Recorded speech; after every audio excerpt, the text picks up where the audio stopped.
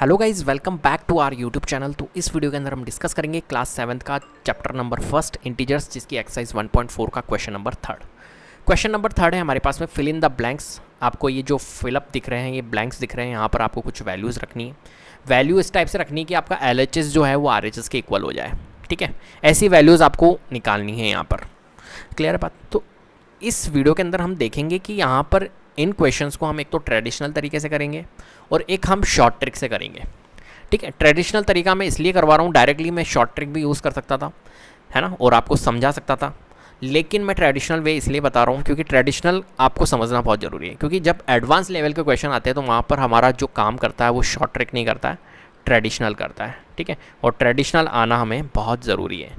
Clear है? तो यहाँ पर मैं सबसे पहले तो एक दो क्वेश्चन ट्रेडिशनल से कराऊंगा और एक दो क्वेश्चन में आपको एक दो क्वेश्चन तो ट्रेडिशनल से कराऊंगा और बाकी के क्वेश्चंस जो भी हैं वो सब हम किससे करेंगे? शॉर्ट अप्रोच से करेंगे। ठीक है, तो देखो मैं ट्रेडिशनल तरीका पहले तो ए पार्ट बताता हूँ मैं आपको। ठीक है, तो ए पार्ट है हमारे पास में 369 divided by dash is equal to 369, यही क्वेश्चन है। ठीक है, यहाँ पर हम इसके ट्रेडिशनल तरीके से कैसे करेंगे? तो यहाँ पर देखिए, जो फिलअप होता है, जो ब्लैंक होता है, इसको हम क्या मान लेंगे? एक्स मान लेते हैं। क्या जो निकालना है भैया, अननोन वैल्यू है, अननोन वैल्यू को हम एक्स मान लेते हैं, तो यहाँ पर मैंने रख दिया एक्स। अब आपको कुछ थोड़ा सा आपको रूल पता होनी चाहिए कि डिवाइड जो होता है ना, इसको हम किस में कन्वर्ट कर सकते हैं? मल्टीप्लिकेशन में कन्वर्ट कर सकते हैं। किस में कन्वर्ट कर सकते हैं? मल्टीप्लिकेशन में कन्वर्ट कर सकते हैं। क्लियर है बात? चीज़ समझ में आ रही है कि डिवाइड को हम किस में कन्वर्ट कर सकते हैं? मल्टीप्लिकेशन में कन्वर्ट कर सकते हैं। ठीक है, तो डिवाइड को हम, और चलो आप इस कॉन्सेप्ट को मत समझो कि डिवाइड को हम मल्टीप्लिकेशन में कन्वर्ट कर सकते हैं। आप डायरेक्टली भी कर सकते हो। देखो, इसको आप क्या लिखो, ऐसे लिख दो। हम क्या 369 डिवाइडेड बाय एक्स ऐसे लिखा हुआ है, इसको हम ऐसे लिख सकते हैं, कोई दिक्कत नहीं है ना। 369 डिवाइडेड बाय एक्स लिख दिया। यहाँ पर क्या है? 369, कोई दिक्कत नहीं है। अब देखो यहाँ पर क्या होता है? मल्टीप्लिकेशन। देखो यहाँ पर भी फ्रैक्शन वैल्यू है, यहाँ पर भी। 369 के नीचे क्या होगा आपको ही पता है, किसी भी नंबर के नीचे क्या होता है? डिनोमिनेटर में 1 होता है। डिफ़ॉल्ट क्या होता है? 1। मैं अगर 4 बोलता हूँ तो 4 के नीचे क्या है? 1। मैं 100 बोलता हूँ तो 100 के नीचे क्या है? 1। कोई भी नंबर ले लो, 1 होता है। तो यहाँ पर क्या है? 1 है। अब देखो यहाँ पर भी फ्रैक्शन वैल्यू, यहाँ पर भी फ्रैक्शन वैल्यू। जब इस टाइप की सिचुएशन आती है ना, आप क्या कर दो? क्रॉस मल्टीप्लाई कर दो। क्या कर दो? Cross multiply. तो क्रॉस मल्टीप्लाई आप कर सकते हो ऐसे। ठीक है, तो एक्स को इंटू करेंगे हम किससे? 369 से, और 369 को इंटू करेंगे हम 1 से।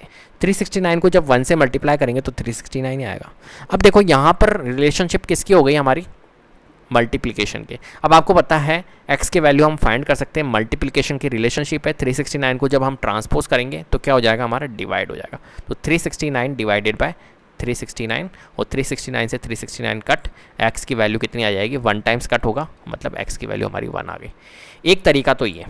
ठीक है, और मेथड नंबर सेकंड जो अप्रोच है वो भी मैं बताऊंगा। अब देखो, इसकी कैलकुलेशन थोड़ी और आसान बनाने के लिए आप यहाँ पर भी इसे सॉल्व कर सकते थे। कैसे? यहाँ पर क्या लिखा हुआ है? 369 divided by x is equal to, यहाँ पर क्या है? 369 डिवाइडेड बाय 1, है ना, इस टाइप से। अब देखो यहाँ पर कभी भी अगर ऐसी सिचुएशन आती है ना, न्यूमरेटर से न्यूमरेटर अपन काट सकते हैं, कोई दिक्कत नहीं, और डिनोमिनेटर से डिनोमिनेटर काट सकते हैं इक्वल के अंदर। ठीक है, न्यूमरेटर से न्यूमरेटर को हम रिड्यूस कर सकते हैं, डिनोमिनेटर से डिनोमिनेटर को हम रिड्यूस कर सकते हैं, कोई दिक्कत नहीं है। तो यहाँ पर देखो, न्यूमरेटर से न्यूमरेटर, यहाँ पर भी 369 है, यहाँ पर भी 369 है, तो यहाँ से 369 से 369 काट दिया। ठीक है, कितने टाइम्स कटा भैया? 1 टाइम्स कटा। तो x की वैल्यू जो आई है वो कितनी आई है? 1 आई है। तो आप ऐसे भी डायरेक्टली कर सकते हो, लेकिन मैं आपको नहीं कहूँगा ऐसा डायरेक्ट करना सीखो, आप ऐसे ही तरीके सीखो। क्लियर है? चलिए, ये तो ख़त्म काम अपना फर्स्ट वाला पार्ट। अब हम एक ले लेते हैं। ए पार्ट तो हमने करवा दिया। अब थोड़ा सा देखो, फर्स्ट ABCD और ये G, ये एक ही तरीके के क्वेश्चन है। ठीक है, मैं आपको करवाता हूँ अब F पार्ट करवा देता हूँ, ये ट्रेडिशनल तरीके से। डैश अभी मैं बताऊँगा ये एक तरीके के क्यों हैं और ये एक तरीके के क्यों हैं।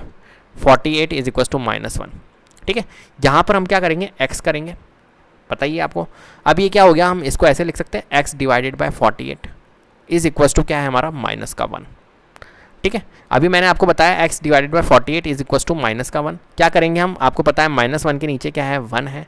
अब क्या करेंगे? Cross multiply. तो x को इंटू करेंगे हम किससे? 1 से, और 48 को इंटू करेंगे -1 से। ठीक है, तो x को इंटू करेंगे अगर 1 से तो x ही आएगा, सिंपल सी बात है। और 48 को इंटू करेंगे -1 से तो क्या आएगा? -48 आएगा। अब यहाँ पर ट्रांसपोज मत करना कि सर यहाँ पर ट्रांसपोज किया था 369 को, यहाँ पर 1 को क्यों ट्रांसपोज नहीं कर रहे हो। 1 को ट्रांसपोज करने का मतलब क्या है वो बताओ।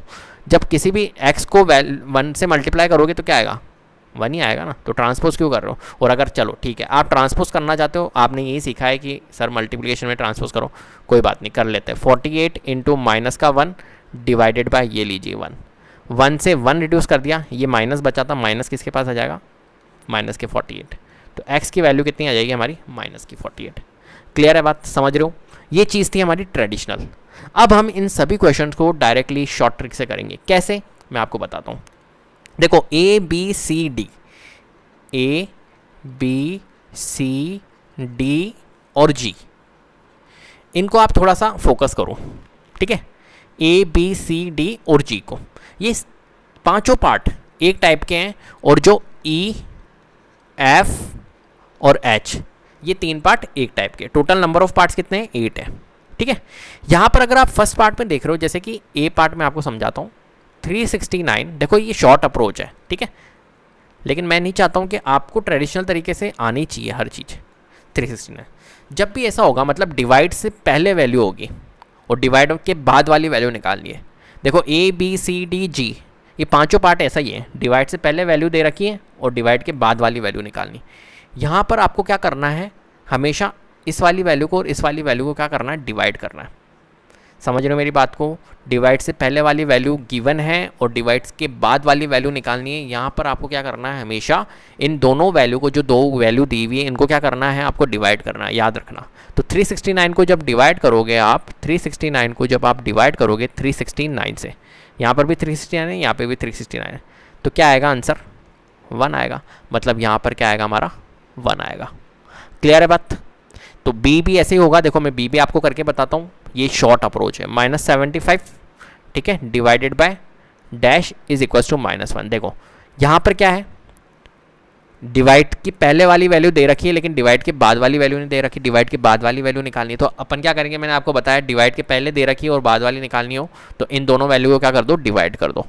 तो माइनस का 75 और डिवाइडेड बाय माइनस का 1, डायरेक्ट माइनस से माइनस कट, 75/1, 75/1 क्या होता है, 75 होता है। तो यहाँ पर क्या आएगा, 75, ठीक है। सिमिलरली आप सी भी कर सकते हो। सी में भी क्या करेंगे, -206 डिवाइड, अब मैं डायरेक्ट कर रहा हूँ। सी में क्या करोगे आप, -206 डिवाइडेड बाय 1 करोगे तो आंसर क्या आएगा, -206 ही आएगा, ठीक है। डी पार्ट देख लेते हैं। चलो मैं इसको रब कर दूँ, अब ये ट्रेडिशनल मेथड को कर देता हूँ मैं रब, ठीक है। चलो अब डी पार्ट देखो, मैं आपको सब पार्ट करवा देता हूँ। डी पार्ट देखो, डी पार्ट क्या है, माइनस का 87 है, ठीक है, फिर डिवाइडेड बाय, और ये 87 है। तो मैंने आपको क्या बताया, डिवाइड से पहले वाली वैल्यू दे रखी, डिवाइड के बाद निकालनी है। दोनों वैल्यू को क्या कर दो, डिवाइड, -87 डिवाइड बाय 87।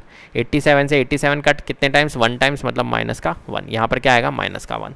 डी के बाद में आप ई पार्ट देखो। ई पार्ट में क्या है, अब देखो यहाँ पर डिवाइड के बाद वाली वैल्यू निकालनी, डिवाइड के पहले वाली वैल्यू नहीं दे रखी है। कौन सी वैल्यू दे रखी है, डिवाइड के बाद वाली वैल्यू। तो जब डिवाइड के पहले वाली वैल्यू नहीं दे रखी हो, वहाँ पर आपको क्या करना है, मल्टीप्लाई करना है। क्या करना है, मल्टीप्लाई करना है। तो दोनों वैल्यू को क्या कर दो, मल्टीप्लाई कर दो। तो 1 को इंटू कर दो माइनस के 87 से, तो आंसर आएगा माइनस का 87। तो यहाँ लिख सकते हो आप माइनस का 87, ठीक है। एफ वाला पार्ट देखो, एफ वाले पार्ट में क्या है, डिवाइड के पहले वाली वैल्यू नहीं दे रखी, डिवाइड के बाद वाली वैल्यू दे रखी है। तो इन दोनों भी वैल्यू को हमारे को क्या करना है, मल्टीप्लाई, मतलब 48 को इंटू करना है माइनस के 1 से, तो क्या आएगा, माइनस का 48, ठीक है। जी पार्ट देखते हैं। जी पार्ट 20 डिवाइड बाई, तो ये वाला तो आपको पता ही है, डिवाइड के पहले वाली वैल्यू दे रखी है, डिवाइड के बाद वाली वैल्यू नहीं दे रखी है। तो यहाँ पर क्या करेंगे, हम डिवाइड ही करेंगे। तो 20 को डिवाइड करेंगे -2 से, तो कितने टाइम्स आएगा, 10 टाइम्स। लेकिन 10 अपॉन नीचे क्या है, 2 1 जा 2, माइनस का 1 है। अब नीचे क्या है, 1 को इग्नोर करते हैं, लेकिन नीचे जब भी माइनस वैल्यू आती है तो हमारी कहाँ चल जाती है, न्यूमरेटर में। डिनोमिनेटर में हमारा माइनस सिंबल नहीं होता है, तो वो न्यूमरेटर में चल जाता है, तो -10 हो गया, ठीक है। अब यहाँ पर देखो एच पार्ट देखो, डिवाइड के पहले वैल्यू नहीं दे रखी, डिवाइड के बाद वैल्यू दे रखी। तो मैंने आपको बताया क्या करते हैं हम, यहाँ पर भी मल्टीप्लाई करते हैं। तो 4 इंटू -3, 4 इंटू -3 क्या होगा, 4 3 जा 12, एंड माइनस का है तो माइनस का 12, तो 4 3 जा 12, -12। क्लियर है। तो यहाँ पर क्या आएगा हमारा, -12 है। अब आप कैसे याद रखोगे कि सर कैसे याद रखें कि डिवाइड के पहले वाली डिवाइड के बाद वाली, एग्जाम में अगर ऐसा आ गया तो हम तो कंफ्यूज हो जाएंगे। तो देखो सिंपल सा मेथड बताता हूँ। पास जब आपको पास दिख जाए ना, तो क्या कर दो, मल्टीप्लाई कर दो। क्या कर दो, मल्टीप्लाई कर दो, काट दो। पास आ गया, हटा दो, कट कर दो तो देखो यहाँ पर देखो ये 369 और 369, यहाँ पर दोनों के बीच में कितना गैप है, बहुत गैप है, तो यहाँ तो डिवाइड करना।